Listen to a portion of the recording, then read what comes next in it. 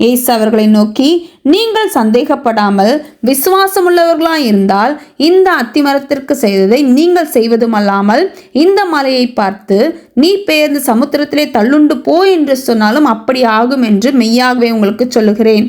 மேலும் நீங்கள் விசுவாசம் உள்ளவர்களாய் ஜபத்திலே எவைகளை கேட்பீர்களோ அவைகளையெல்லாம் பெறுவீர்கள் என்றார். அவர் தேவாலயத்தில் வந்து உபதேசம் பண்ணுகையில் பிரதான ஆசாரியரும் ஜனத்தின் மூப்பரும் அவரிடத்தில் வந்து, நீர் எந்த அதிகாரத்தினால் இவைகளை செய்கிறீர்? இந்த அதிகாரத்தை உமக்கு கொடுத்தவர் யார் என்று கேட்டார்கள். இயேசு பிரதியுத்தரமாக, நானும் உங்களிடத்தில் ஒரு காரியத்தை கேட்கிறேன், அதை எனக்கு சொல்வீர்களானால் நானும் இன்ன அதிகாரத்தினால் இவைகளை செய்கிறேன் என்று உங்களுக்கு சொல்லுவேன். யோவான் கொடுத்த ஸ்நானம் தேவனால் உண்டாயிற்றோ மனுஷரால் உண்டாயிற்றோ யாரால் உண்டாயிற்று என்று கேட்டார்.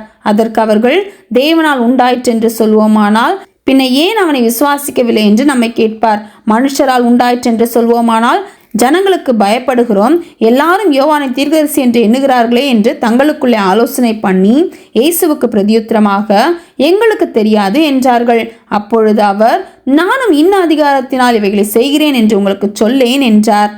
ஆயினும் உங்களுக்கு எப்படி தோன்றுகிறது? ஒரு மனுஷனுக்கு 2 குமாரர் இருந்தார்கள்.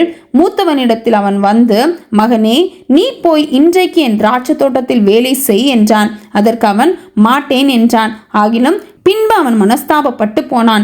இளைவனிடத்திலும் அவன் வந்து அப்படியே சொன்னான். அதற்கு அவன், போகிறேன் ஐயா என்று சொல்லியும் போகவில்லை. இவ்விருவரில் எவன் தகப்பனுடைய சித்தத்தின்படி செய்தவன் என்று கேட்டார். அதற்கு அவர்கள், மூத்தவன் தான் என்றார்கள்.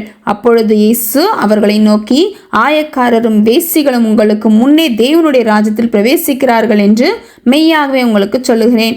ஏனென்றால் யோவான் நீதிமார்க்கமாய் உங்களிடத்தில் வந்திருந்தும் நீங்கள் அவனை விசுவாசிக்கவில்லை, ஆயக்காரரும் வேசிகளுமோ அவனை விசுவாசித்தார்கள். அதை நீங்கள் கண்டும் அவனை விசுவாசிக்கும்படியாக பின்பாகிலும் மனஸ்தாபப்படவில்லை என்றார். வேறொரு உவமையை கேளுங்கள். வீட்டெஜமானாகிய ஒரு மனுஷன் இருந்தான்.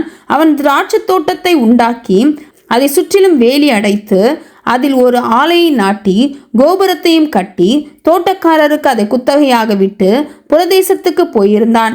கனிக்காலம் சமீபித்த போது அதன் கனிகளை வாங்கி கொண்டு வரும்படி தன் ஊழியக்காரரை தோட்டக்காரரிடத்தில் அனுப்பினான். தோட்டக்காரர் அந்த ஊழியக்காரரை பிடித்து ஒருவனை அடித்து ஒருவனை கொலை செய்து ஒருவனை கல்லெறிந்து கொன்றார்கள்.